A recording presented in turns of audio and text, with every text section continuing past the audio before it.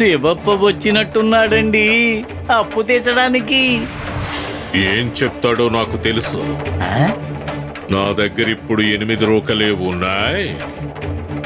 నన్ను మన్నించండి అయ్యగారు, ఇంకొంచెం గడువు ఇవ్వండి అంటాడు. నేను హట్ నీకిక గడువు ఇవ్వనంటే ఇవ్వనంటాను.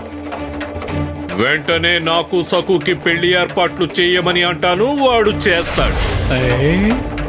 వెళ్ళు, వెళ్ళి శివప్పకి చెప్పు ఇప్పుడు అయ్యగారు ఇంట్లో లేరని.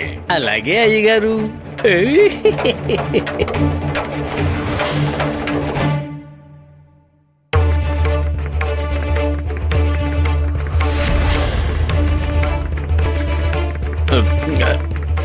ఒరే ఏంట్రా శివప్ప, వాకిట్లో నిలబడి అలా అరుస్తున్నావేంట్రా?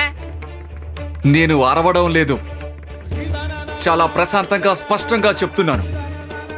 నేను అప్పు తీర్చడానికి వచ్చాను.